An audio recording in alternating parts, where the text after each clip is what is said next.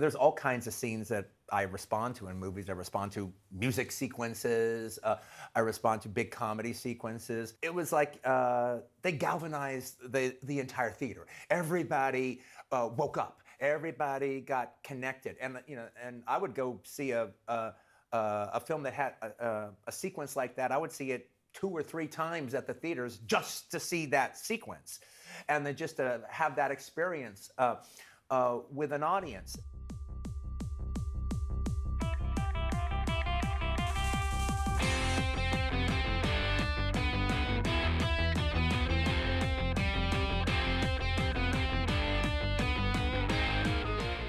Welcome to Making Tarantino, the podcast. I'm your host, Philip Duke. On this podcast, we go through a list of movies that Quentin Tarantino likes or recommends to see what they're all about and if maybe they've influenced his work.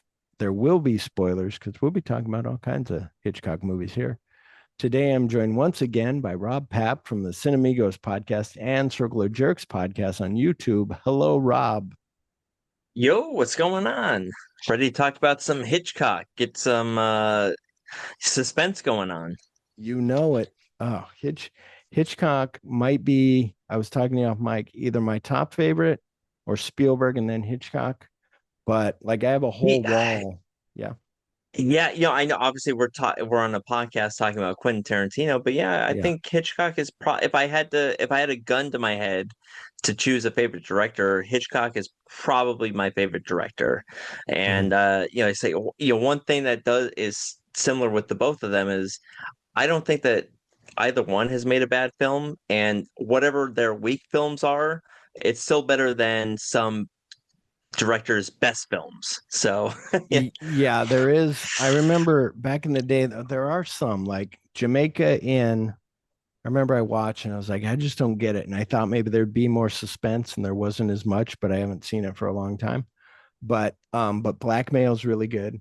But then also with like later on, then you watch Topaz. Topaz is good, but it's like, kind of, but it's filmed well. It's got that part where that girl dies and her dress. They kind of do that in this movie where her dress kind of flows out, but it's a red dress. So when she falls, it looks like blood. It's really cool.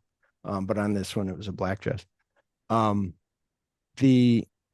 yeah, it's mostly where it's like, oh, these are all good, like all the way, or maybe not full on 5 stars, but they're good, and Right. especially that run of like, up through there.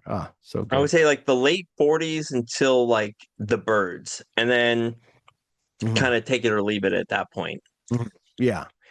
Well, and then like I've talked about on here, I don't much care for the Trouble with Harry.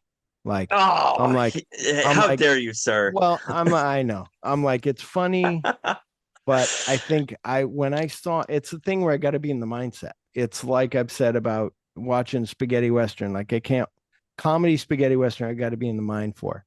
I got to be in the mind for a comedy blaxploitation.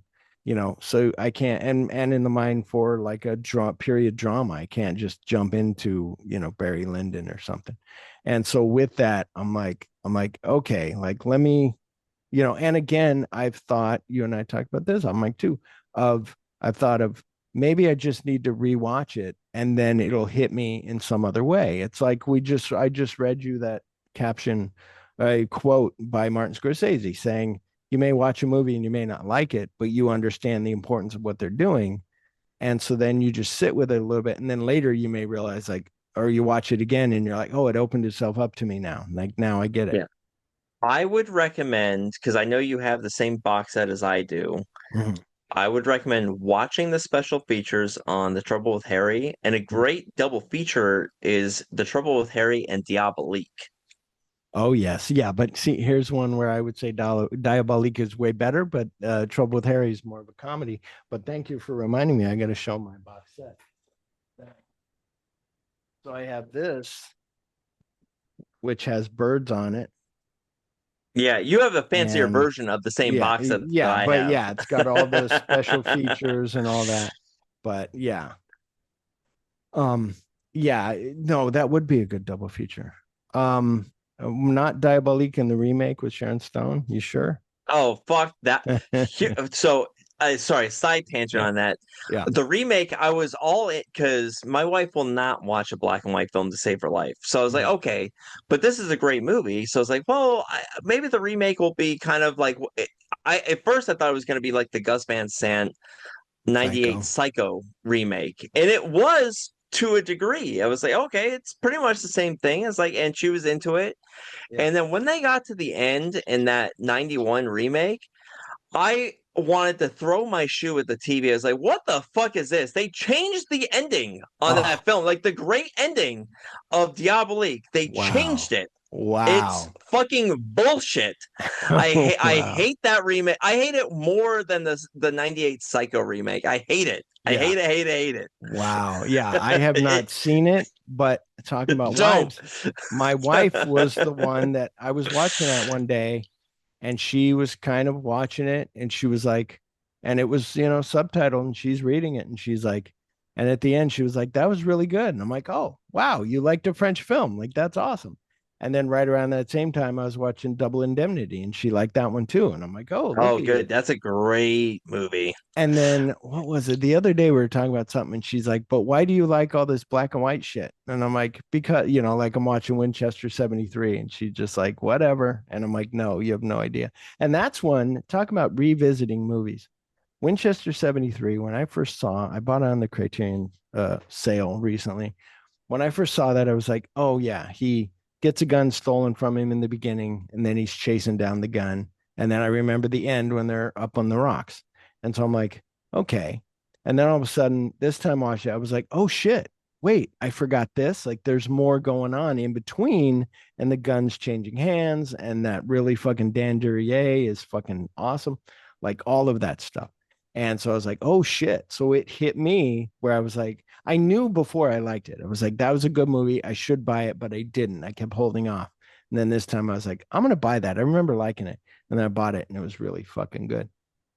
But anyway, um, did you want to tell the listeners about yourself, your age, Uh, your blood type? Yeah. yeah, yeah. Here's my social security number. Mm-hmm. No, I'm part of one of a trio with the Cinemigos podcast, myself, Hyderberg, and now Matt is our new third host. Yeah, we are a podcast all about expanding cinematic horizons. Each week, one of us takes turns on introducing the others to a movie that they have not seen before, Mm-hmm. and hopefully the listeners haven't seen those films. And this is kind of if you're not really sure what you want to watch, listen to us. We'll expand your horizons. We'll talk about stuff from the '90s, the '80s, the '30s. Doesn't matter. All genres, all eras, all directors, actors. That fourth shelf down on the blockbuster list. Yeah. We have all sorts of cool stuff that we're gonna be putting out. I think our recent episode is Buffalo Soldiers Yeah. from 2001, which is maybe not the greatest film, but man, it was fun just kind of doing the research on that and talking about it and uh, what could have been with that because there's a lot of Fight Club in that movie, but it also has a lot of stuff that because of September 11th, it didn't really quite get the a fair shake, if you will. Yeah. It's stuff like that we do. We've done Double Indemnity. We've done these great classics. Some of the cult stuff. We did Vanishing Point, which I'm sure is going to be on this show at some point. Yeah. Yeah. So yeah, so Yeah. we've done those. We've done Dirty Harry. I think you did Dirty Harry as well. So Yeah. Yeah. I did. Yeah. Yeah. Dirty Harry was good. You guys did Yojimbo, where they were both like blown away by Yojimbo, which was so awesome. that Yeah. movie is my all-time favorite foreign film. Yeah. I think it's one of the greatest Japanese films ever made. It's amazing. Yeah, yeah, it's so good. Yeah, Kurosawa he's one that like constantly. I haven't seen enough of He his does not stuff, but he yeah, he does not have a bad film, yeah, yeah, in my opinion. yeah. Oh, so good. But anyway, rate, review, and subscribe to us wherever you get your podcasts. Follow us on Facebook, Instagram, and Twitter. And if you want more talk like this, go to Phil on Cinema on Patreon and sign up there for the Patreon only podcast of all kinds of different things. I do a Shaping Scorsese. I do physical media collecting. I do a Power of Film. I started.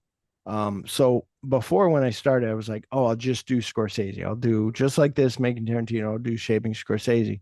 Then I started thinking maybe people are like, I don't care about Scorsese. I'm not going to sign up. So I'm like, oh, let me change it. So then I changed it. Um, and I changed it to Phil on Cinema so I could talk about anything. I can talk about my favorite movies or The Gay Blade, which I did, or whatever. It's not my all-time favorite. My all-time favorite is Raiders of the Lost Ark, but I talked about Zorro the Gay Blade. And I have different people on, and I'm gonna be doing maybe like favorite directors, like I did Power of Film. I did my favorite scenes, and there's some in there that afterwards I was like, oh shit, I forgot about this James Bond and this and that, and it was like, ah shit. But if I would have wrote everything down, it would have been a 4 hour podcast of me. There are so many. You're not paying me to say this, but Right. I am a subscriber. Yeah. I pay for your Patreon. Thank It's you. worth it. Pay the damn $5, people. It's Yeah, really good. $5, you Uh, get 2 episodes a month. Yeah. but no, your episode on great scenes made me think about like, oh man, there's a lot of great scenes that I love in films, like the ending of The Professionals, Mhm. the I just that Lee Marvin quote is just man, it knocks you on your ass. It's really good. And obviously with Raiders of the Lost Ark, the whole scene in the bazaar where it turns out that Harrison Ford was really sick that day. They had this whole fight scene planned Yeah. out, and it's like, I can't do it. Look, can we figure something out? And the dude's twirling his sword, and he just pulls out the gun and shoots the dude. That's fucking cool. Yeah. That is a Yeah. great scene. And who would that was not what they had planned, and it Yeah. was just because of circumstances, sure, dumb luck Yeah. that Harrison Ford was too sick that day. It's like, and it turns Yeah. out it's one of the greatest scenes of all time. Yeah. Awesome. Yeah, exactly. Yeah, that it worked. That people are like, "Oh, that's funny." Like I remember, like when that first played, like, oh, so good. Um, Now on with the show. Thank you. Yes, everybody. Phil on Patreon. Phil on Cinema on Patreon. $5 a month. Um, Tarantino talks. Here's the thing with Tarantino, and I was gonna look it up more this time, and I did find. So I was talking to Kaylee and talking to other people sometimes, and I'm like, I don't see Quentin being like my favorite Kurosawa is this. My favorite Hitchcock is this. Like he's more the outlier of like, oh, I like Rolling Thunder and I like, Charlie One Eye. And so you're like, okay. But I think he does like the certain shots, and I can see him liking, but like things like that he likes the Gus Van Sant remake of Psycho better than the original Psycho. And it's Oh like, man, oh, that's I will or at say I least he will might just appreciate that somebody went there. Like who remakes Casablanca I or will Psycho? Yeah. I will say this about the Gun Van Sant remake. Mhm. Is it technically done very well? Yes. Is it acted well? Yes. Is it necessary? Absolutely not. Right. That is a movie that does not need to be remade. It's one of the greatest movies The ever yeah. made. The only good thing is going like, oh, it's in color. This is how it looks in color. But That is, yeah. But it's other just than that, nothing. They did add those little like there's lightning, like there's a storm when he's gonna kill or killing. Like yeah, it's like, like I okay. said, it's not if this were we were talking about this on X number of months ago Mhm. about this. It's like if Hitchcock had never made Psycho and this was just its own movie that Yeah. Gus Van Sant Yeah. made, would it be regarded as something that was really good? Right. And I think but in the era that it's made, maybe not, but it's still technically kind of a cool movie. It's very kind of old school, but it's not a bad movie. Yeah, yeah. And then they even remade this movie that we're talking about, Suspicion, a couple times, which I haven't seen, but they Did remade they really? but they remade Rebecca. Yeah, they did. Like there was a TV movie and then there was some other movie of Suspicion. They remade Rebecca and it was on Netflix. And I actually liked that one. The original Rebecca, I remember watching. I was like, man, this is dry. I'm kind of bored. But That's the where one I have on not the seen. on the Criterion sale, where I'm like, I should buy this. And what everybody says is that Joan Fontaine won an award for this because she was good in Rebecca. It was kind of like, we're giving it Yeah, to you yeah. for Rebecca, but here you get it for It's what Suspicion. happened with William Holden with Stalag 17 instead of him getting it for Sunset Boulevard. It's Yeah. yeah. but but yeah, they I can see them remaking these, and something like Rebecca, where like I said, it was good. It had what's his face in it, who's problematic, the Army Hammer. Army. But anyway, tagline in it, I think it was Army Hammer. Now I'm starting to think maybe it wasn't. But anyway, but no, Rebecca, you should. That's where I'm like, I should buy that on Criterion. But then I'm like, I want to buy better movies that'll watch more than that. But that's my problem that I always talk about is rewatchability. Do I want to buy? I want to buy this movie because I want to watch it a lot. But then like Winchester 73 is a great movie. I can watch it more often than say Rebecca, but it's that thing of when I'm sitting there looking through Criterion being like, do I want to buy this movie? I don't know. But then like I bought Mean Streets and it's so good and it's good to have and pull out and watch when I want. And that's the thing with the collection. Or if I had more people over that I could just be like, hey, you want to watch this movie? Or the guy, my wife, he's my friend too. My wife's friend, my friend Albert, who was on, we did Deer Hunter. And he's one that I was like, I knew you'd like movies, but didn't know you liked them as much as kind of as much as I'd not that much, but he Right, likes right, movies. yeah. You can talk movies with him. And so I'm like, so thinking the other day, I was like, oh shit, I could bring a movie to him and be like, hey, let's watch this. I want to show you Death Game, or I want to show you some movie. So it'd be really cool. But anyway, the tagline, in his arms, she felt safety. In his absence, haunting dread. Suspicion, 1941. The plot, a wealthy and sheltered young woman elopes with a charming playboy and soon learns of his bad traits, including his extreme dishonesty and lust for money. Gradually, she begins to suspect that he intends to kill her to collect her life insurance. So this is interesting too, because there's Netflix documentaries about guys like this that are like sham guy that are like, hey, I got all this money for you. Just pay me now and I'll pay you on Tuesday. Oh, okay. But also like him, it's funny the way I don't want to get into it yet, but just a little bit of it is I like how because I hadn't seen this movie for a while. So it was to me, it was a new, like I hadn't seen it recently. I saw it maybe 10 years ago or more, probably 20 years ago. And so I was like, oh, so when he's like, yeah, I don't have a job. And she's like, what the? And then he's like, maybe, yeah, I got a job at the thing. And he hangs up and she's like, where? And he pulls that note out. And she's like, how long have you had that from Medvit? And he's like, oh, I've had it forever. Like he just holds on to it in case he really needs a job. And now he's like, I guess I need to. But him waiting on that or like showing up with all the stuff and being like, oh, yeah, I want like all that stuff. But anyway, let's not get into that yet. But stop me at any time when you want to add stuff here. So here's what I did. Today I read all the stuff. I read on AFI catalog, I read on Wikipedia, and I read on TCM. And I watched a documentary about the making of this. And then but then you were like, I did all this research. And I'm like, okay, I'll let you then bring all your research because you're the cinematic archaeologist on your show. So Cary Grant as Johnny Aisgarth. So he's just badass in this. Like he's just, he's cool as fuck. Um, and all the girls are like swooning over him, like, and so good. You have anything on him before I go to Joan Yeah, Cusack? so with Cary Grant, well, I'll let's dive into just slightly with Hitchcock because it will explain kind of like how Cary Grant gets involved with the film. Yeah. And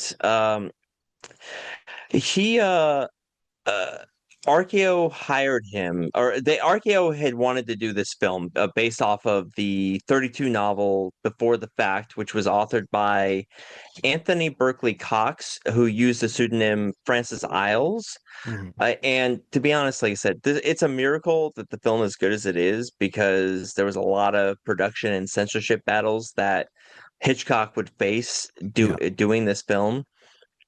But initially, this was going to be a B picture. It was not going to have a lot of money.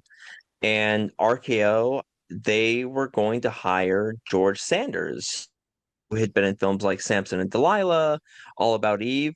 He was the voice of Shere Khan in Jungle Book. And He's so he good. was, and at one point he was married to both Gabor sisters, Zsa Zsa and Magda.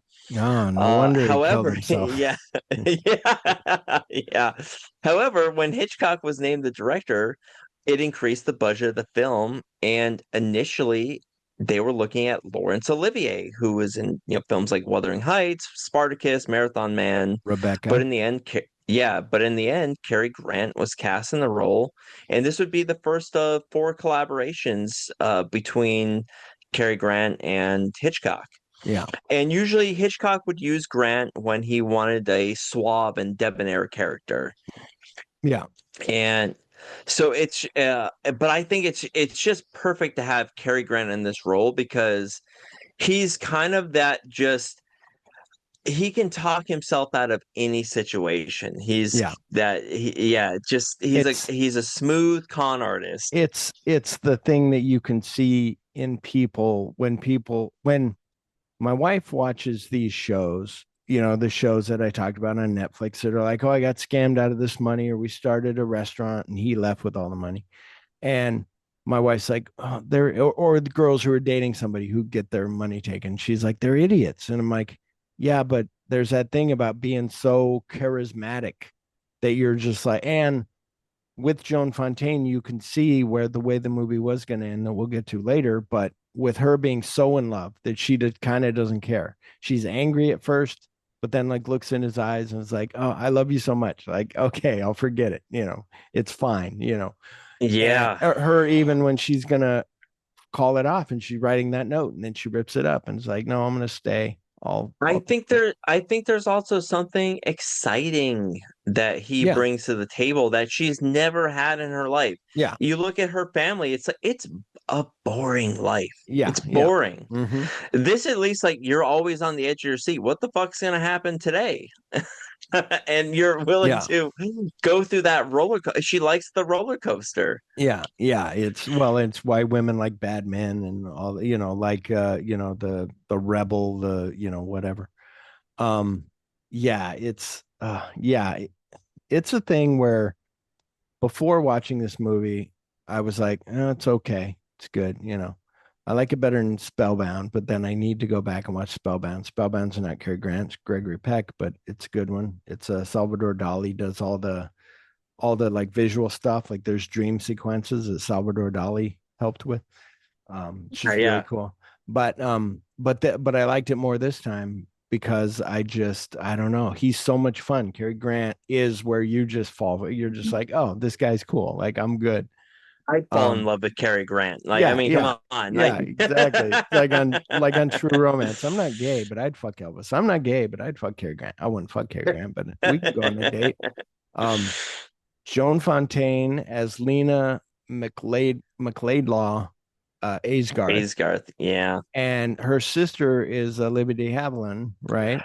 I was gonna bring that up. Yeah. I learned that for the first time because I've known of Joan Fontaine for so long. I had no idea that they were sisters Yeah. at all, and that she was born Joan de Beauvoir de Havilland, and she's the younger sister of Olivia de Havilland, and they are actually the only two sisters to both win Best Actor awards for the Oscars.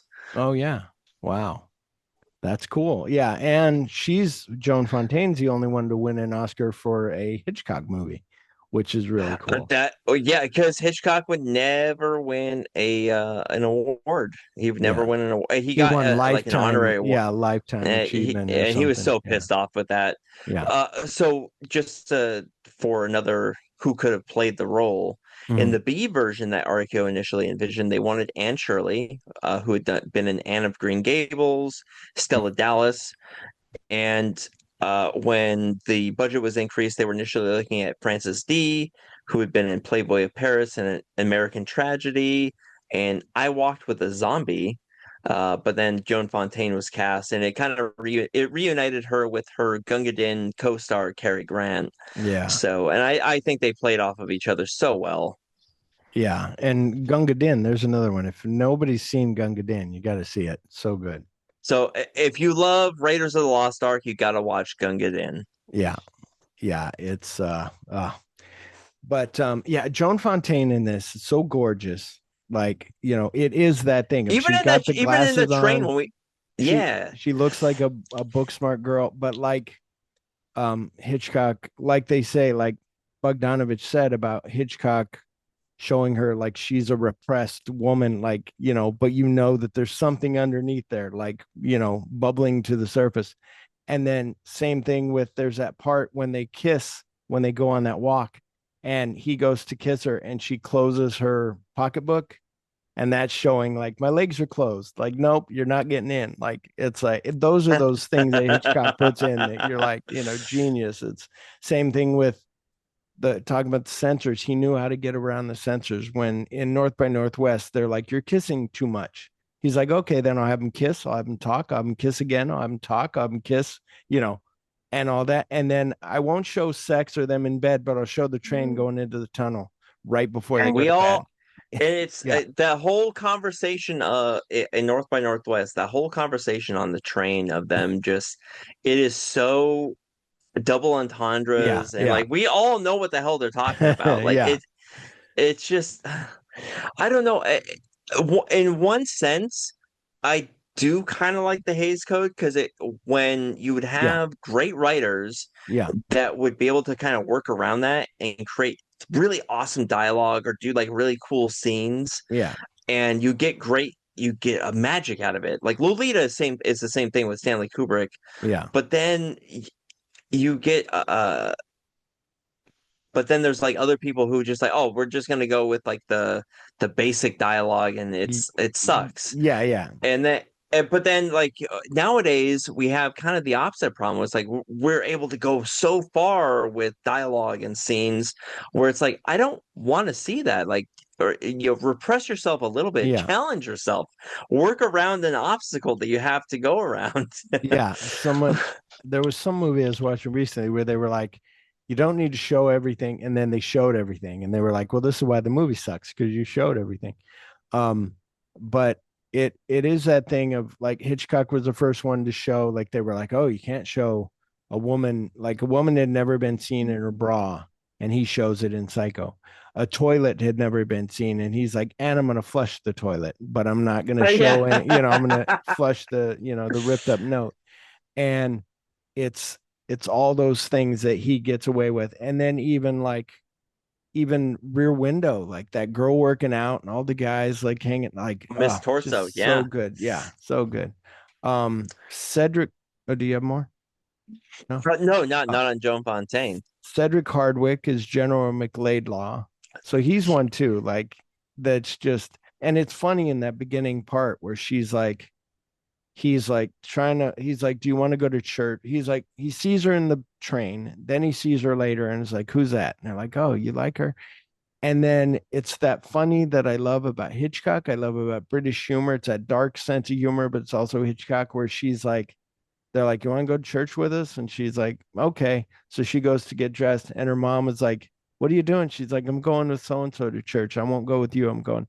And she goes, I thought you didn't like them. She goes, I despise them. And she goes to get ready to go with them. And you're like, Yeah. oh my God, that's so funny. Um, but it's that thing where, so now um he's attracted to her. And then when they come back from that walk, she hears through the window of them being like, oh, she's going to be a spinster. She's never going to get married. And so now I she's, think, go yeah, ahead. I think that that's what her dad wanted. General McLeodlaw. I think he liked that she was a spinster because he was so protective of Yeah. her, Yeah. and he thought she was so much better than everyone else. And Mm-hmm. it's like she doesn't. There's no one that's gonna live up to what she needs as a woman. Yeah. So let her be a spinster. That's Yeah. fine. She'll be taken care of her entire life. Who cares? Yeah. And she was like, I don't. She doesn't want to live that life. I think she's bored of that life, and she was given this glimpse of something exciting in Johnny. Yeah. And so she's like, so she just finally does kiss him after like their walk, Yeah. and it's like, I'm gonna call on you at 3 o'clock. There, monkey face. Yeah. Yes. Yeah. And the fact that just that she's like, oh, like she could miss out on that really quick. She could be like, no, I'm not going to be there at 3, like she said. And then she realizes like how they feel about her and how she was kind of excited going on this, walk with them. And it's, and so she does. It's awesome. Here's the Yes. real question. Okay. Does Johnny actually love Lena? That's interesting. I think maybe he grew to love her, but I think at first he was just like, who's this girl? She's kind of a spinster type who is hanging out with these fancy people that I hang out with. That, it's almost like like Ripley, Ripley's that way of like lying, Ripley's Game and Talented Mr. Ripley, like just lying to try to be what he's Yeah, not. And so he's because trying to play it along. And then so I think that he learns to love her, but I think at first he's just like, oh, here's a rich woman who's not these girls. This woman, I can more just kind of separate from her friends and just be, and she doesn't have many friends. With these others, they might clue in. But anyway, what do you think? Because he just now he's an unreliable character, but he Right. says like because initially he calls on her, it's like I'm gonna come back at 3 o'clock because I'm having a good time. I want to spend some more time with you, and then he calls not like 10 minutes later, and it's Yeah. like I can't hang out. There was some other engagement, and then he doesn't talk to her for a week, Yeah. Yeah. and that all until like that ball. And it's like I'm wondering like what is like he says that he like because he was falling for her too, Mhm. that it was bothering him, and so he had to take a week to figure his feelings out. Yeah. I don't know if I buy that, Yeah, I but think it's absence makes the heart grow fonder. Like that. I'm like, that's a baller move. Like he just was yeah, like, I'm not gonna. And now she's like, oh, I'm so like attracted. And now he's not calling me. Why isn't he calling me? And he then when he was he does, yeah. she's just like, oh, He was yeah, he was doing the swingers move, like I'm yeah, not gonna call my yeah, my yeah. Don't baby call for until like three for like days. 4 days. Yeah. Yeah. Oh, it's so good. Yeah, yeah. So I think that, and then I think maybe he fell in love with her, but also still, I think you see him back into the wall when they read the will, and he's like, and then he goes to get a drink because he's like, oh, I thought she was gonna get. You see it in the beginning when she's like, my dad's sending us a gift. He think it's gonna be an envelope with a check, and they walk in with a chair and he's like, what the fuck is this? And then they unveil the chairs and he's like, fucking chairs, like what the fuck? And then when they're reading the will when her dad passes away, he's there behind her like supporting her, but then when they read like you'll get $1,000 like a month or whatever, and then he kind of backs into the wall and just kind of is, you see everything like, oh, all of his hope, like, oh shit. I because I think he in one sense at that point I think he was connected with her, and Yeah, he's like you would have gotten more if without you me. weren't without me, and that's where it's like but he could have easily just dumped her and Yeah, like gone his own way, which would have been pretty easy to do, but but he that, does stick with her. yeah, that's why I think maybe he fell in love with her later. And they do have that cool scene that's written real well of him being like, do you have any regrets that you would have got more money had you let? And she's like, no. He goes, do you have any regrets? And yeah, she asked him. He says, no.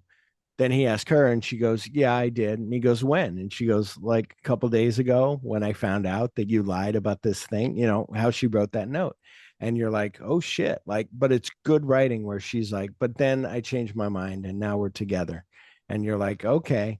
But also you see, and I think it's with guys who don't want to go get a job, people who are lazy, who are just like, well, I'm going to go rob places, or I'm going to go, we were watching a murder show the other day that a guy was like, I think if realtors have a lot of money, let's kidnap a realtor and we'll ask for money and we'll get money that way. And the wife was like, okay, instead of the guy going to get a real job.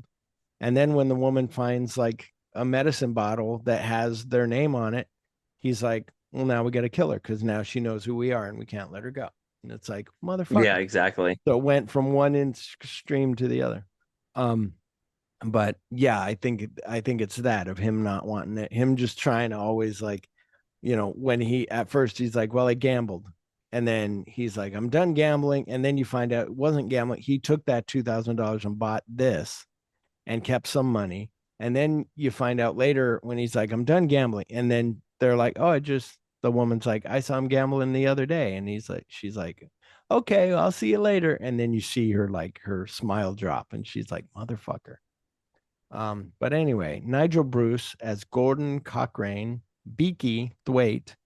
I love this guy. He is so He's cool. amazing. Yeah. Like he's like you're like you could see why she like at first is like, who are you? And he's like, she's like, oh, Beaky, but she's still like, stay away. Like even when he's like, oh, you need to ask him to tell you about the chairs. Like ask him about the chairs.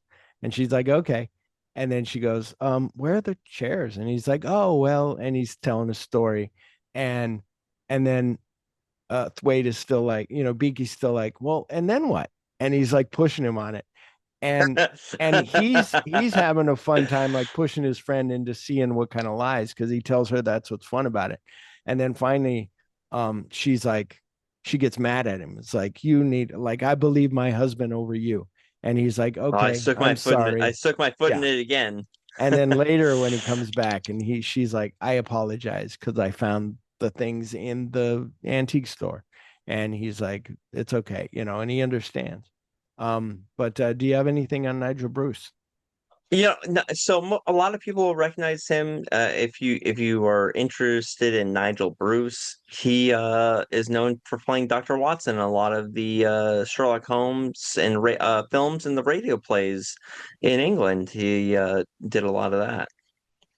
With Basil Rathbone? Was he Yeah, his Watson? Basil Rathbone, or it was David. Was it David Niven who played Sherlock Holmes? I don't I remember don't know. If which. he did, that'd be cool to watch. David Niven being, but Yeah, but it was of the famous like British Sherlock Holmes yeah, movies and radio spots of the day. yeah, Nigel Bruce was Dr. Watson. that's cool. Then we got May Whitty as Miss McLeodlaw. So she's your regular stereotypical mother who's like, Oh yeah. so I got some names here. Isabel Jeans as Miss Newsham or Newsham, I think is what they said. Is she the author? She's not the author. The Uh Isabel oh Sebdusk. so Ariel Lee plays Isabel Sedbusk, Okay, and yeah, I was getting to that thing. yeah, one thing with her, so she did one other movie called A Royal Divorce, Mhm. and mostly known for her work on the stage. This was only her second film and would ultimately be her last because she would die just months before the film debuted in a Oh car wow. accident. Oh shit. That's sad. Yeah, I should have kept that out of there. yeah. Now you depressed me. Now I want to I cancel know. the Oh, I'm show. so Yeah, sorry about that. it's okay. But Um, she was it's fantastic in this. it's interesting too for me where it is that class thing in England, especially. And so you have this maid. He's like, "Oh, here's Ethel the maid," and he brings her in, and then she's like, "Hello, mate. How you doing?" And you're like, "Oh my god!" Like she seems like a proper maid, but Yeah, she's not like, "Hello, sir." She's like, "Hello, mate." And you're like, "Oh my god, this came right out of Mary Poppins or something," right. or like Jessica Fletcher on Murder She Wrote when she plays those other characters. You're like, okay. Yeah, like Um, in Gaslight with but with with Angela Lansbury. yeah, yeah, But exactly. so Heather Angel, she plays Ethel, and she was the if you were a Disney fan, she was the voice of Alice's sister in Alice in Wonderland and the voice of Wendy's mother in Peter Pan. Ah, cool. That's cool. And then let me see. Let me skip this because we had Isabel Subdusk. Reginald Sheffield as Reggie Weatherby. So what was he? The cop? Trying to think. No, shoot, because there was a bunch of uncredited Right. characters like we don't see in the No, no. The credits. cop was Leo G. Carroll as Cap. No, that was Captain Melbeck. So Captain Melbeck is played Yeah. by Leo G. Carroll. Yeah. He was in Spellbound, Strangers on a Train, North by Northwest. He was a professor in that. And most people, if you've watched this, he was in The Man from Uncle. Or cool, or if you've seen or if you've heard the Rocky Horror Picture Show, the opening of Rocky Horror, Leo G. Carroll was over a barrel. Like the whole Oh, music in okay. the beginning talks about like sci-fi picture show, Rocky Horror Okay. Picture Show. It's really cool. I haven't seen it in so long, but yeah, that's Oh, right. You probably, yeah. it's a good one. And then as you said, excuse me, written by Anthony Berkeley, wrote the novel Before the Fact, and Samson Raffleson, Joan Harrison, and Alma Revel wrote the screenplay. And Alma was Hitchcock's wife, who also was like, let me show you how to edit the shower scene. And he was like, oh, okay, makes sense. Yeah. So, Well, and and in Psycho. so yeah, when it comes to the screenplay, because RKO they had already like written the screenplay with Arthur Nathaniel West, and Boris Nestor, Yeah. and that was all done. And then Hitchcock brought his own team with his Mhm. wife and um was it Joan Harrison with some help from Samson Raphaelson, Mhm. and that was kind of their whole deal. They're like the film that we got is to a degree was written by them. Yeah. And this is also done under the height of the studio system, which actors and directors were under contract to studios. Yeah. Or in the case of Alfred Hitchcock and Joan Fontaine, they actually had a personal contract to David O. Selznick, who was a producer, and he had lent them out to RKO for a very significant price. Yeah. That's a story that I like, that I think I've told before, but the story of It Happened One Night, where Clark Gable and her and the girl from the original Cleopatra, they were lent out. What is her That's name? right, yeah. Claudette Colbert. Oh, And yes. so they're lent out, and then because they're like, go do your little shitty film for Warner Brothers or whoever, and then all of a sudden it does gangbusters, and they're like, oh shit, like they were like, damn, we missed out on, why did we lend them out? But Yeah. yeah. But yeah, I had counted here how many Hitchcock films I have seen, but let me pause this for a second while I go check on my dogs. 1 second. All right, yeah, the dogs are okay. So I counted up the movies. I've seen 50. Some of them I left out that maybe I didn't remember as much, like those old silent ones. How many have you seen of Alfred Hitchcock? I've seen about half of his filmography. I've seen about like I think I counted like 23. Mhm. Now some say he has 57 films, some say he's at 53, depending on like what you look at. But yeah, so I'm about like half of his filmography. Yeah. I actually did put like a little like top five list like of what I've seen so far, what I really like of his. Oh, okay. Um, yeah, so I have uh Psycho is number one. Okay. That is my favorite. Is I watch that every year. Yeah. Rear Window is another one that I watch all the time. Rope we've done on the show, Rope is which I so think is good. a very underrated film. So Yeah. good. Yep. Notorious is also really great. Yeah. Also with Cary Grant, Ingrid Bergman is in that one.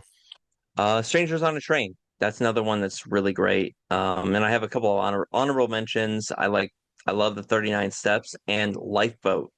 I think Lifeboat is an underrated Hitchcock film. Yeah, I would move Lifeboat up a little bit. The Wrong Man is a really good one. That's Really good. based on a Yeah. true story. It's I crazy. think Caesar did that on his show And I not think too long so. ago. Yeah, yeah, he did.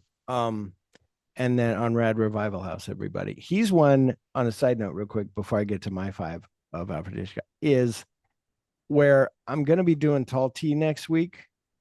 And I'm like, I can do tall tea by myself, but Hmm. also I'm like, I did it on his show. I almost want to be like, hey, can I just take your show and put it as my show and make people be like, oh, maybe I want to go listen to Rad Revival House, because it's kind of a promo for Yeah. him, and Yeah. it's me talking my love of the tall tea.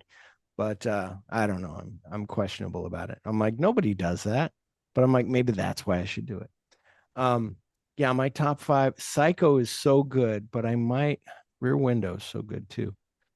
Maybe I'm like you. Psycho, maybe North by North. Yeah, maybe North by Northwest first, but maybe Ooh. Psycho, North by Northwest, Rear Window, Lifeboat. And then I'm trying to think of what's over there what's on the other side of my wall. I like I know Tony Curtin. Vertigo.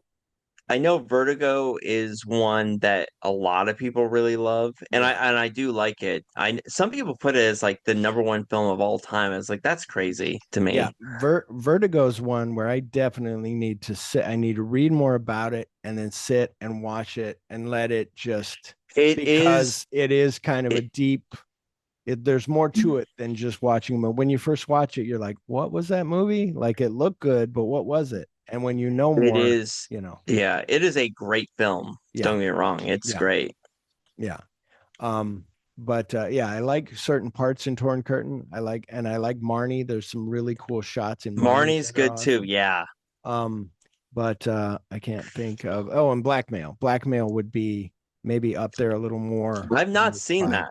Blackmail's really good. And there's that documentary I told you about on Max on TCM Hub about by Elvis Mitchell talking about the audio. There was a version with, sound and without sound that they did for Blackmail, and it's got different shots in it too. So it's Whoa, really, that's great. and those are Uh, some of the ones of Hitchcock that I haven't seen are like the he did some propaganda films for the war.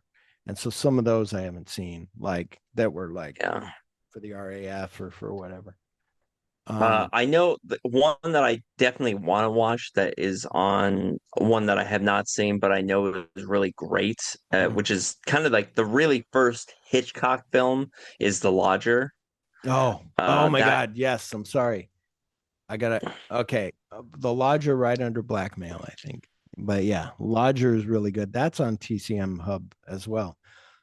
Oh, the Lodger is so good. Like all of the stuff of him just, it's the other thing with Hitchcock where he knew how to make a film to use less, because he was a title card guy in the beginning of his um doing movies. He would just do the title cards. Then he realized when he's directing, like, oh, I can use less title cards if I can show everything. And he would do it that way. And if nobody got the book, Hitchcock Truffaut, Hitchcock slash Truffaut or so Truffaut good, slash so Hitchcock, good. so good. I used to Watched have the that documentary too when of I that. meant, yeah, yeah, it's very good. But the book, it has even more to it. But when I worked at the video store as a manager, and this guy who was a big Hitchcock fan, I was like, I had just finished the book. I was like, "Do you want this?" He's like, "You're giving it to me." I go, "Yeah, yeah, you can have it. I already read it." And now I kick myself because I'm like, I need to get the book again because it was a good book reference Yeah, I wise. need to buy the book too. Yeah. What was interesting in there, I remember Truffaut was like, "What was something that you always wanted?" And he's like, "I wanted to show like a white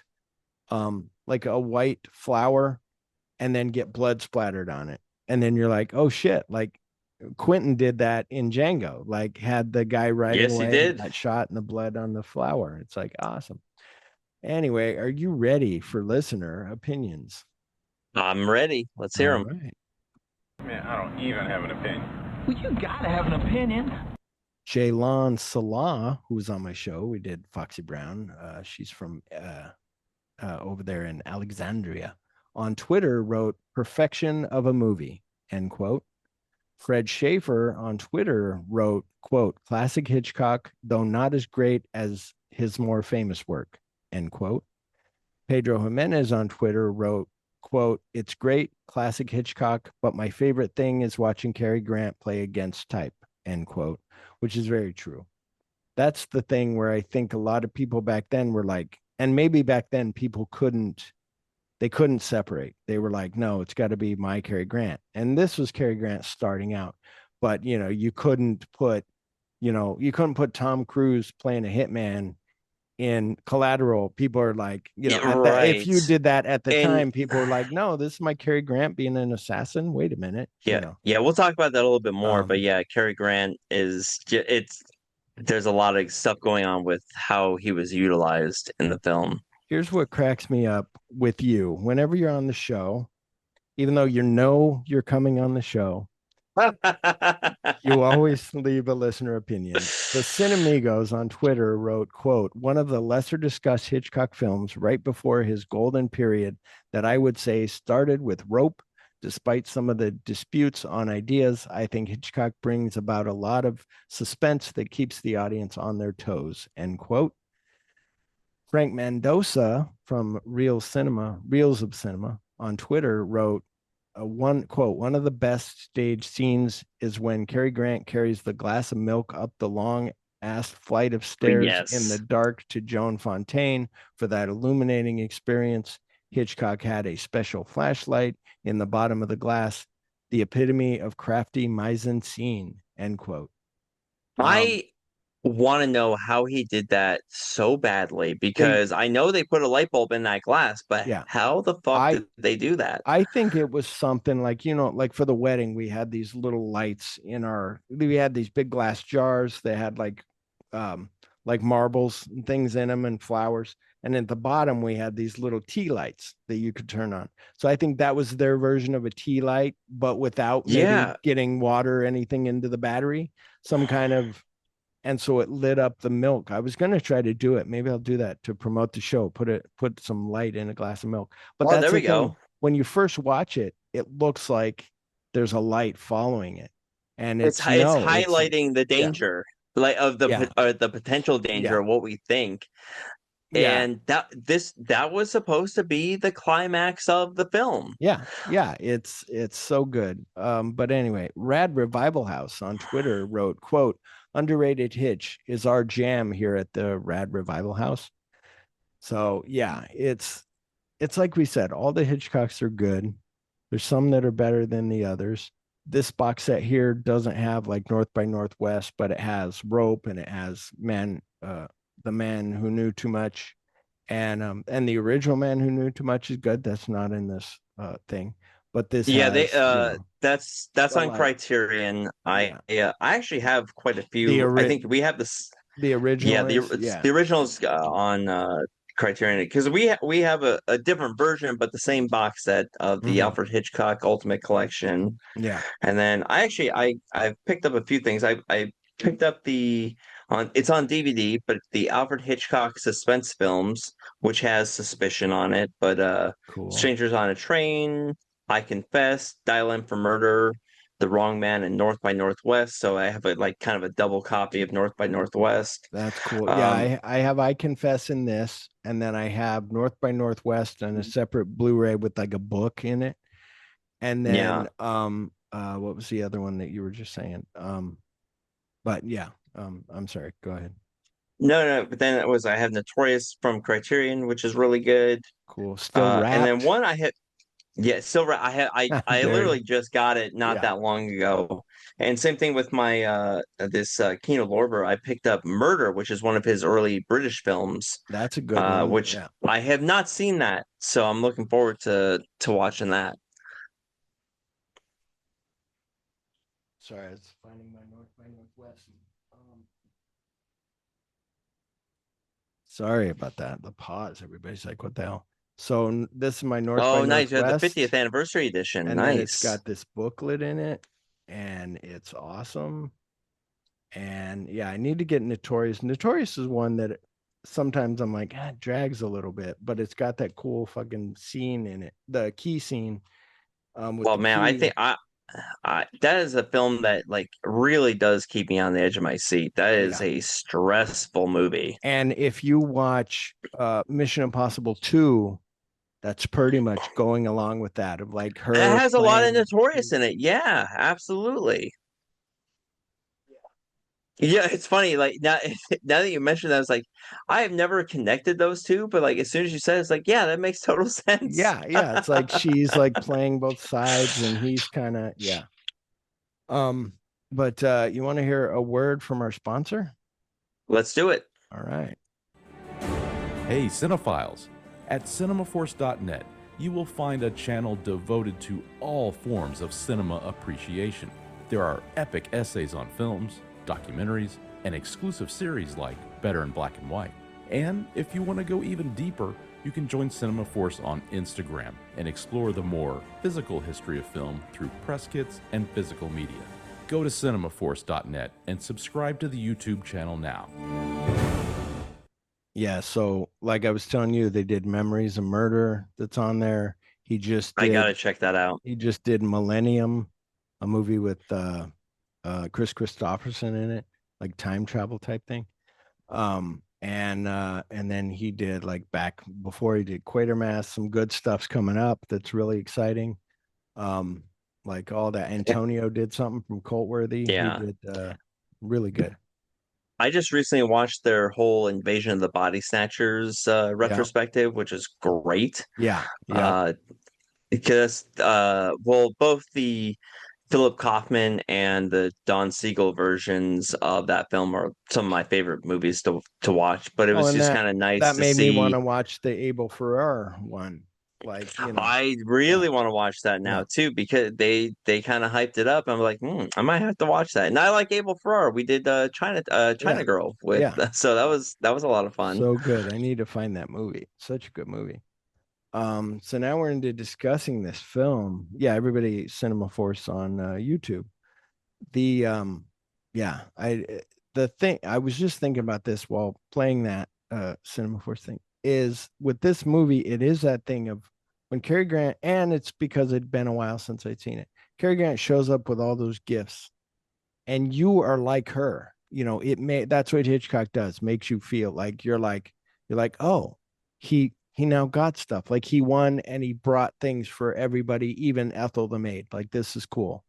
And then all of a sudden you're like, then when you find out, you're as devastated as she is when she sees the chairs in the window. She's like, oh. And then she goes and talks to, or yeah, she doesn't go in there, she just sees them there. But then she goes to talk to Med, what's his name, Colonel Melbeck Melbeck, or Captain Melbeck. Yeah. Captain Melbeck. She goes to talk to him, and Melbeck's like, oh yeah, I'm not going to press charges, don't worry. And she's like, charges about what? And we're the same thing. Oh, charges about what? Like what? And he's like, that he stole $2,000. We did some accounting and figured it out. And you're like, oh shit. And that's what I like. I don't like when a movie is ahead where you figure everything out. I don't like when it's behind. I like when it's something like that where you're told and you're like, oh shit, you don't see it coming. And then being as that sets that up, now you're just like her questioning everything.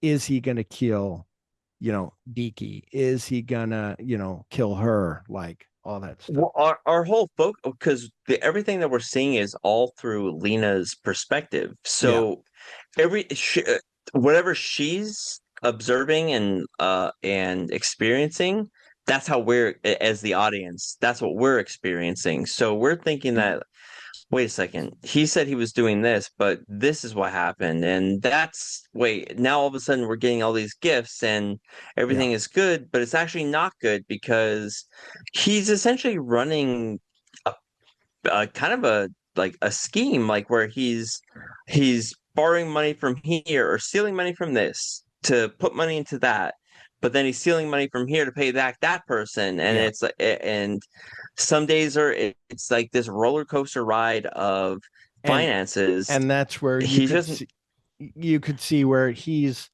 like you said about her being like, this is exciting. You could see him being like, he's almost addicted to the, and let me borrowing from Peter to pay Paul. Like, let me do this. Like, okay. Yeah. The adrenaline of it, the trying to not get caught, until, it finally does, in the long run in a way, but also him, like at the end when he's like, I can't pay Melbeck anymore. What do you think about like the whole idea? Because he's always trying to have this like get rich quick scheme. Mm-hmm. The whole idea of setting up that seaside town Mm-hmm. to as far as like his whole real estate thing. What do you feel about that? Do you feel like that was real? Like what was going on there with him and Beaky? Part of me was thinking, at first I was thinking, okay, it was real. Then just like when she starts, when she's playing their version of Scrabble and she's like, and she sees what, she's like, oh my God, he's going to kill Beaky. But when that him and Beaky, like he wouldn't kill Beaky, like that was him saving Beaky. That was him saving Beaky from like, you're going to drink, that's bourbon. You're going to drink that. And he's like, yeah, or whatever. What was that? Scott, what was that? He's like, it was bourbon or scotch. No, it was the thing, brandy. It was brandy. Brandy, yeah. Because I'm like, I still haven't had brandy, but I hear it's strong, and not tasteful. But I think he was maybe trying to get legit. I think at the time he was lying to her of like, yeah, I can do this.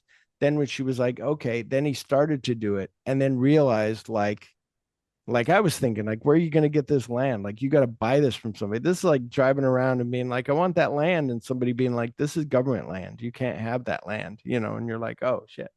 So I think it was a little bit of him wanting to do it. And then, like he kind of said, he got, it was too much. It was over his head. Like it was too much for him. So I think it was legit. I think he was trying, he was maybe hoping that he could get rich quick in a way, in that way. What do you think? Well, so and I agree with you, and and the thing is, what we're seeing with Lena is that she's saying like, wait, Beaky is giving over essentially all his money. He's the financier, Yeah. and putting the business in Johnny's hands. Is he insane?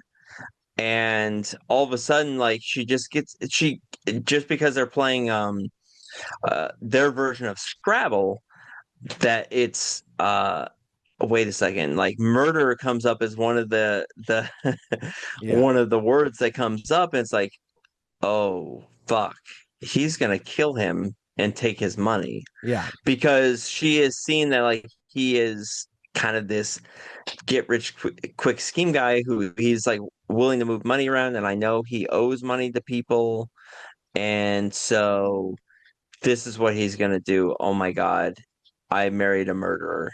Yeah. And she ends up like when they're both gone, it's like she goes out when she kind of just can't stand it anymore. She goes out to that ocean area, Yeah. no one's there, and she's probably been driving for hours, comes back home, and she's relieved to see that it's like everything's fine.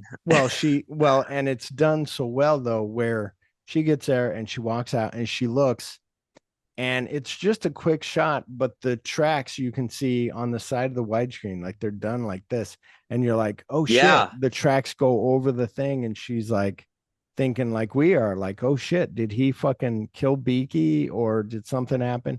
She gets back home and there's Cary Grant in front of the radio trying to get it to work, and he's humming along to a song that he's going to play. You need me to pause? Hold on one second. Okay.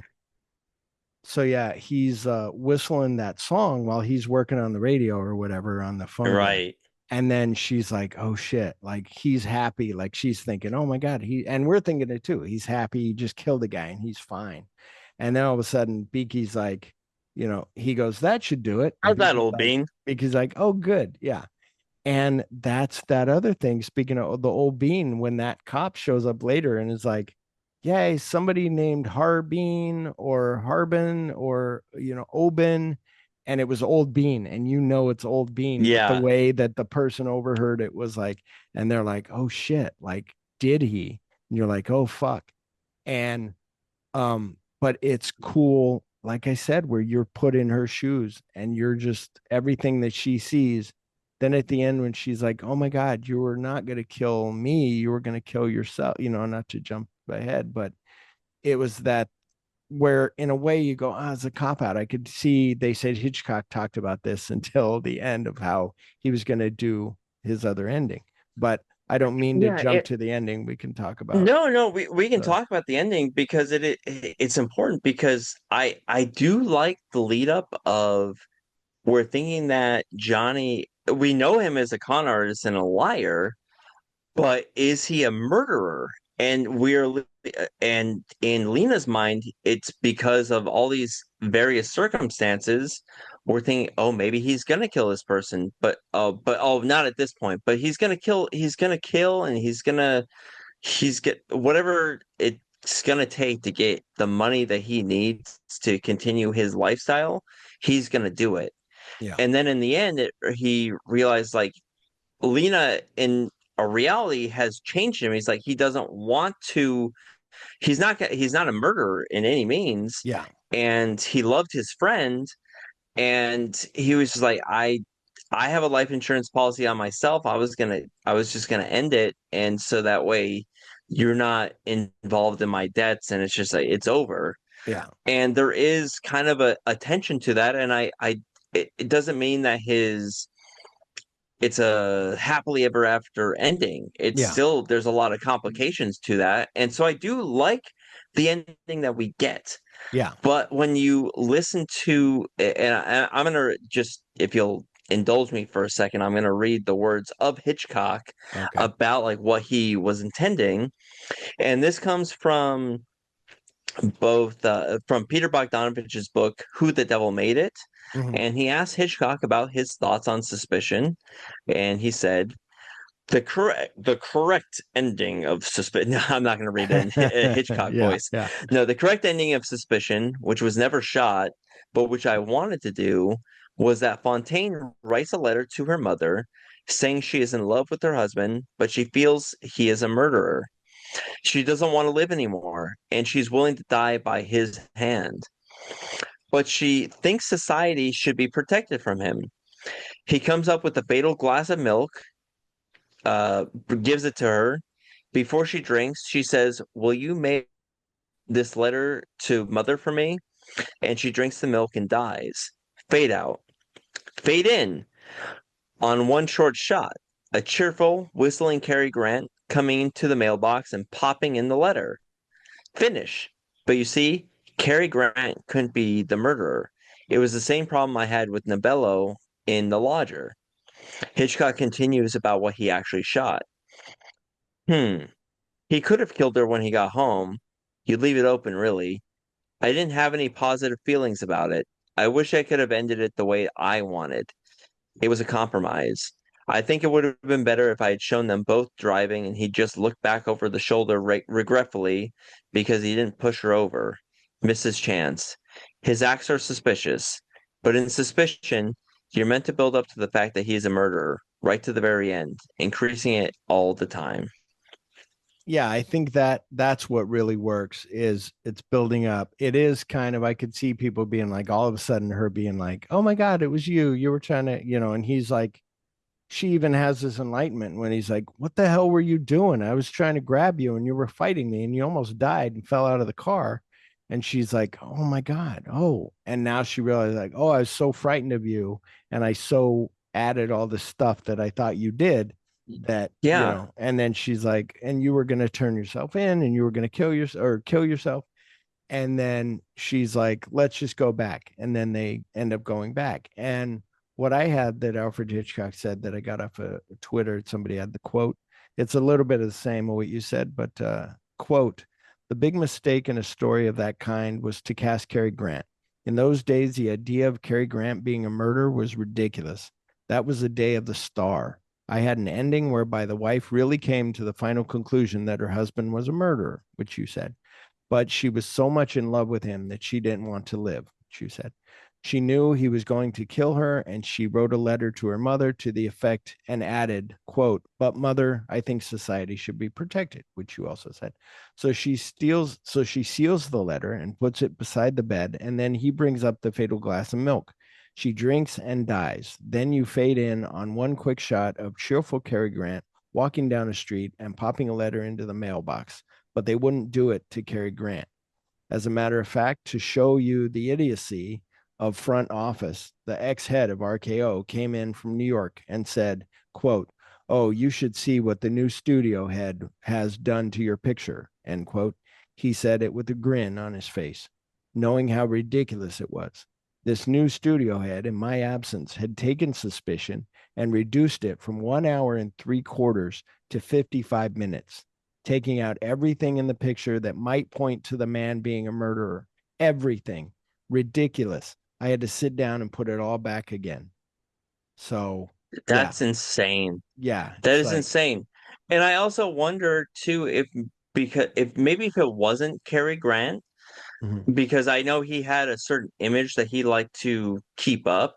Yeah. And where like maybe if it was George Sanders or Laurence Olivier, Right. you could kind of get away with more because those guys were willing to go. Well, George Sanders was not the type of actor Cary Grant was, or Yeah, had the yeah. same star power, and to a degree, Laurence Olivier wasn't quite the same star either, because he was like obviously much more of a stage actor and was much more willing to play more of a villainous part. Yeah. So Cary Grant is kind of this to a degree, a debonair hero. Yeah. Yeah, I can see that. George Sanders would have been neat. I like George Sanders a lot, especially in All About Eve.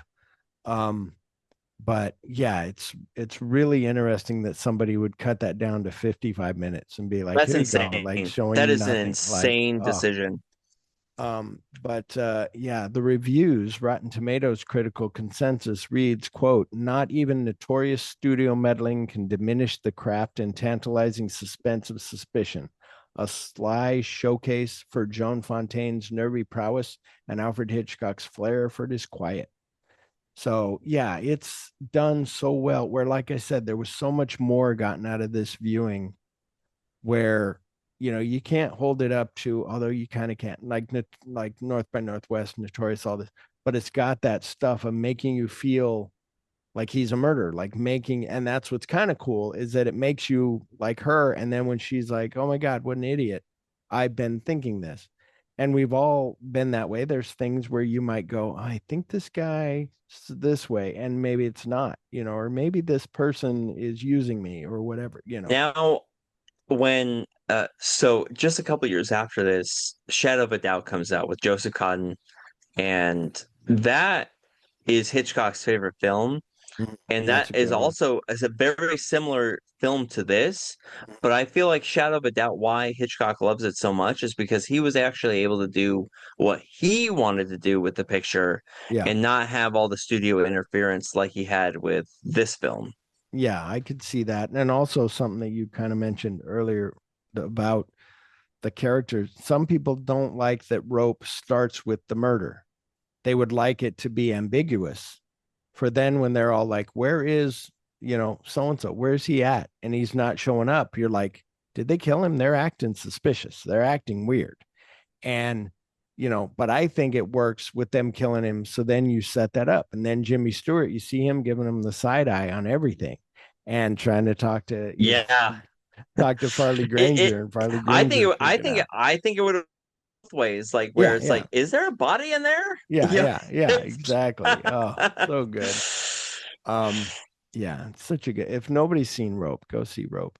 And that's Yeah. the other thing. Did you buy those 4K Hitchcocks, or you just have what you have, the Blu-rays and stuff? I just have, so the ones that I have, they're all just Blu-rays. Mm-hmm. Except for like the Alfred Hitchcock suspense films, that's DVD because Right. it had a set of films that I didn't have in the other Yeah. collections I Yeah, I have. almost bought that because of it had Suspicion and the other one. But I Yeah, have, because a lot of the 4K ones have also it's stuff that I already have, so I didn't yeah, yeah. I didn't want It's to kind of buy like it. you and I said, where the wife's like, don't buy a 4K if you already own it. The but like I have Dial M for Murder on digital. I have the 4K of To Catch a Thief, which I don't much care for, but I need to watch it again. I don't care To for because Catch a I Thief want is a more good suspense. I would say of the Cary Grant collaborations, it's probably the lowest on my list. Yeah, yeah. Uh, But I still think North by Northwest is the best one yeah, of the four. yeah, I take that back. Notorious is probably but that's more of an Ingrid Bergman film yeah, than it for is a sure. Cary Yeah, Grant he's film. like, So I would say yeah, North by Northwest, then Notorious, then Suspicion, then To Catch a Thief. yeah. There was a thing at the AFI, they were giving him an award, Cary Grant, and Ingrid Bergman came up, and she found the Unica key. She had it, and so she gave it to him when he came up to accept the Oh, that's award. great. Like, it was really cool. Um, the but yeah, it's what were we just saying? Rope Notorious. Yeah, I believe I would agree that Notorious, and that I mean, I would agree North by Northwest. Notorious, yeah, he is like a side character. Um, dang it, I was gonna say something. Oh, the 4K. I also have Vertigo was like $5 on Apple, so I bought that in 4K. And like I said, I think that's where I got To Catch a Thief is 4K. And I think Dial M for Murder is just regular, but it looks good. And that was a 3D. Yeah. Could you imagine seeing that in 3D? That'd be cool. That would have been really interesting in the Yeah. 50s, like seeing that in 3D. Yeah. But there's some great shots in Dial M for Murder. Oh yeah. it's so good. And that's one that they remade. Called Perfect Murder with Michael Douglas. So in this movie, I could totally see that. Yeah. yeah, him, and I think I want to say Gwyneth Paltrow, but I'm not sure.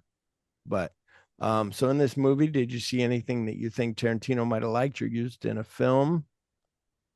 I really think that he would have liked the quick dialogue that's in here, especially Johnny Agarth.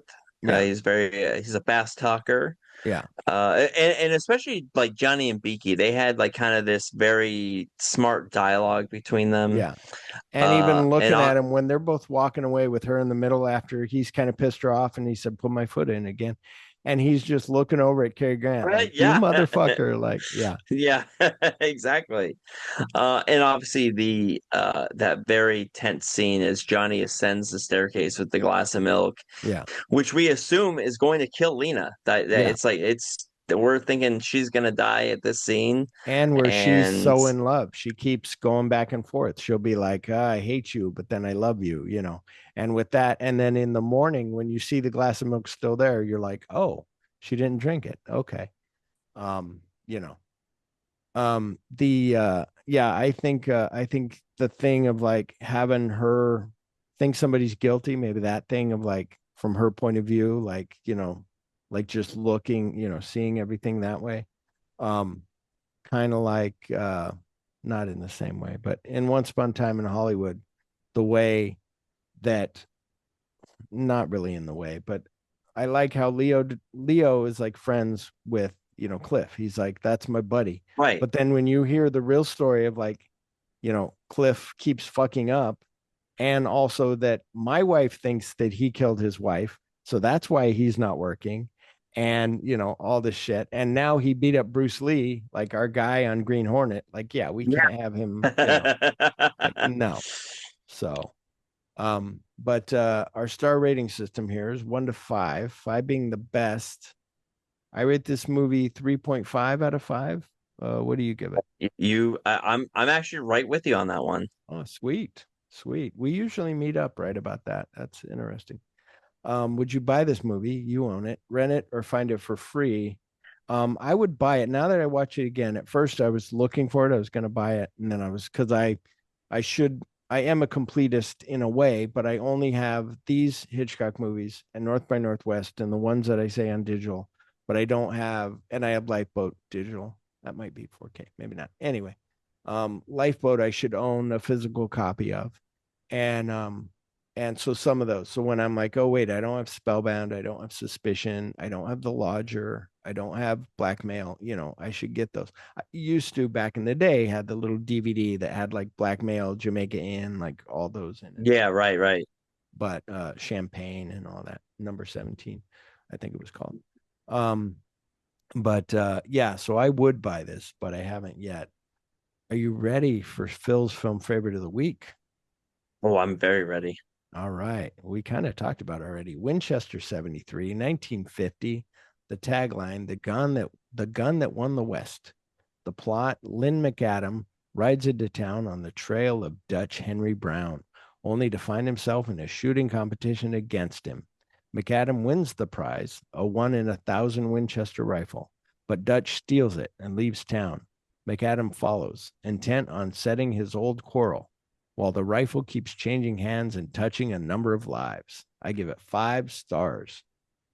So, yeah. Do you not rate it that high, or yes? No. I would rate it that high. It's a great Western. Yeah. It's amazing. That's why I bought it.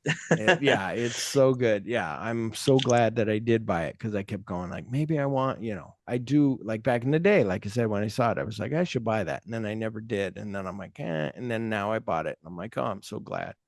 But those are the things. Like I bought that Pandora's Box movie, like silent movie. And I'm like, I'm glad I bought that. Like, so, all this stuff. Criterion is so good. What was I going to say? There was a funny thing where, who's the girl in that? Shirley, damn it. Why can't I think of her name? Damn it.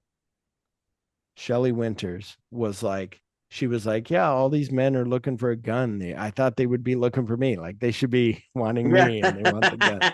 like, yeah. So, but yeah, it's very fun. Have you watched anything recently that you would like to share? Surprisingly, I have a couple of newer films that I have watched recently that really just kind of were really great. All I right. watched Past Lives from 2023, Yeah, that's which good. was recommended to me, and I ended up buying it. And it was just a film that just spoke to me on a personal level. It's a Mhm. Korean film that it was just man, it's like they were speaking to like my own personal life Wow. in Yeah. some crazy way. It kind of explains a lot of the story like of how my wife and I came to be together. Mhm. There's a lot of that in there, Oh, and cool. it's not a typical rom-com in Uh, any sort of way. It's very different, so I liked it. I like that. And then I also watched F1 that came out just this year. yes, I And talked about if that. you it's Whatever movie it so was. amazing. Yes, Yeah. I saw If that you in were IMAX. Did you go to IMAX? yes, I Yes. did. Yes. And you don't have to be a fan of auto racing. This Yeah. is just a good fucking movie. I brought my wife who doesn't know anything about that stuff and she was on the edge of her seat. She was like, "This is a great movie." Yeah. And I was just it's solidly entertaining. It's not gonna win an Oscar for anything, and it's not a film that is trying to be for every Yeah. It's a audience member. summer. Yeah. It's a summer Yeah, it's a blockbuster summer fun movie. blockbuster. It's not trying to check off boxes. It's not trying to say like masculinity is bad or Yeah. it's not talking about race. It's just a fun movie. I I had kind of what you're talking about. Like I was at IMAX, the couple next to me, it was a packed house. The couple next to me, pretty packed. Couple next to me, the woman and the guy are watching it, and they must watch F1 on Netflix or whatever, the whatever that show's called, and know it because she would nudge him and point at the screen like, oh, that's Leonardo blah blah blah, and he would be like, oh yeah, and they would talk about who the real people were because they had the real racers in there, and so they were Yeah. like, oh, that's a real guy. And then my supervisor, she said she went with her daughter, and her daughter was the same way, like knew all the people and had already seen the movie Yeah. once the Yeah, day before, and then went, yeah, this is today's Days of Thunder. yeah, This is like that. This is what it is. yeah, yeah. But yeah, it's the Days of Thunder's on Tarantino's list. Um, so yeah, You better it's put me on that episode, by the way. all right, all right. I think I think Caesar might have wanted to be on that, but Caesar and I are supposed to do Indiana Jones and the Temple of Doom, but okay. Um, Days of Thunder. So yeah, come back on July 25th when I will probably be by myself, but I'm not quite sure. But yeah, come back for